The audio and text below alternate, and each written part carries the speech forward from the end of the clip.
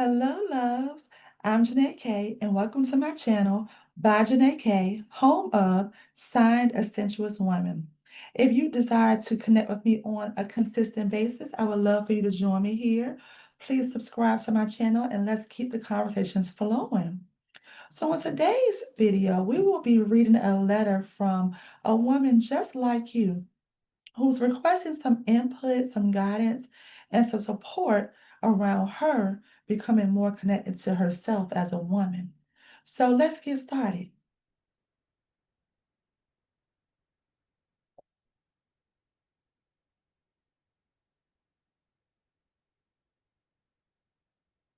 Dear JK, my name is Sarah. I'm 38 years old, a corporate attorney, and a single mother of two.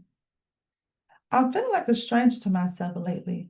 Between the demands of my job as an attorney and raising my two kids on my own, I barely have time to breathe, let alone think about myself. My life is full, but something's missing.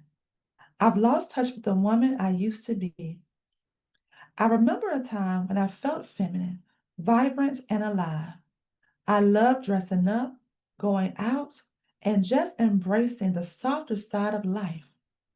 I feel like I'm stuck in the survival mode, always giving and never receiving. I don't even know how to reconnect with that part of myself anymore. I want to feel beautiful, confident, and whole again, not just for the world, but for me. Where do I even start? Warmly, Sarah.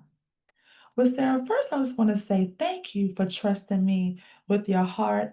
I can hear you all up and through this letter, and so it is my pleasure to support you with this. I suspect that what's happening here is something that a lot of women are dealing with. And for you, maybe even more because of what you do. I suspect that there was a time when you probably were really attached to the idea of accomplishments, degrees, titles, the hustle and grind, especially in your field of being a corporate attorney.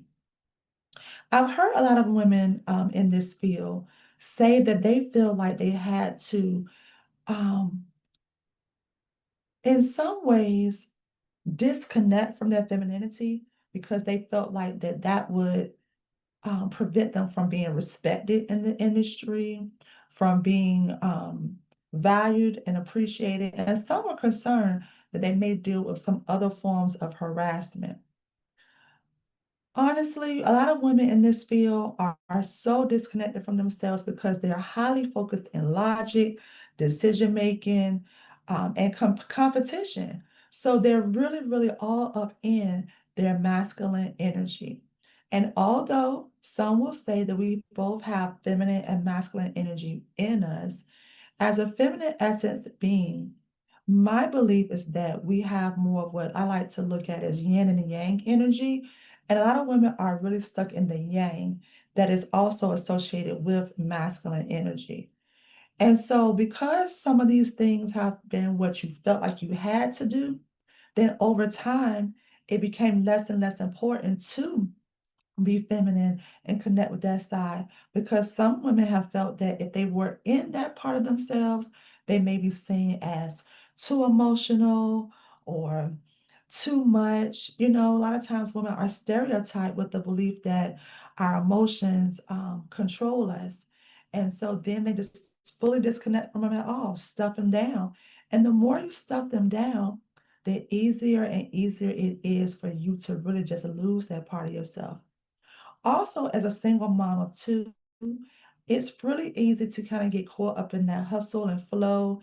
And really, what a lot of women do, become a martyr. They disregard their own needs and what they desire because they feel like to be a good mom, that they have to prioritize their children first and neglect their own needs and desires. And again, that becomes just something that they do. And then one day you wake up and really wonder, what happened to the woman that I used to be? And just so you know, she's not lost. She's just under the layers and layers of things that you have put before her. But I have some really good news for you. you can get back to the woman that you were and the woman that you desire to be now. So, allow me to share a few things with you to help you get started. One of which is to start writing down what it felt like when you were connected to that vibrant, feminine woman. What did it feel like? What did it smell like? What did it taste like? What were you doing? Where were you going? What was important to you at that time? And then I want you to also consider writing out what it is that you're fearing. Because for you to totally disconnect from that and switch to the other side, it indicates that there's something that you have been afraid of. Is it fear that you wouldn't get the promotion? Is it fear that you wouldn't be successful if you were showing up as a feminine embodied woman? What is it that you have been fearing that's kept you from really allowing that part of yourself to be front and center? And it may also be helpful for you to just acknowledge your feelings more regularly. One of the tools that I teach my clients is this. When someone asks you how you feel, tell them. Allow yourself to find adjectives that match the emotion that really resonates. So, for instance, if you are feeling tired, say so. I'm feeling really tired. I'm feeling soft. I'm feeling tender. I'm feeling frustrated. I'm feeling overwhelmed. Or if it's a good day, I'm feeling vibrant. I'm feeling vivacious today. I'm feeling full of life. Whatever it is, start using the real word and avoid using I'm okay, I'm good, I'm well. Those don't clearly define what the emotion is, and you really want to find small ways to be more connected to your emotions, which allow you to allow yourself to be seen and heard and felt, which is a high need for feminine women. So I hope these tips will help you get started. Again, I really appreciate you taking the time to write in to me and sharing your heart with me. And ladies, if you or someone you know is interested in getting some support with me, please send your letters to hellolove@byjanaek.com, and I or my team will be sure to read through them and read your letter on here as well.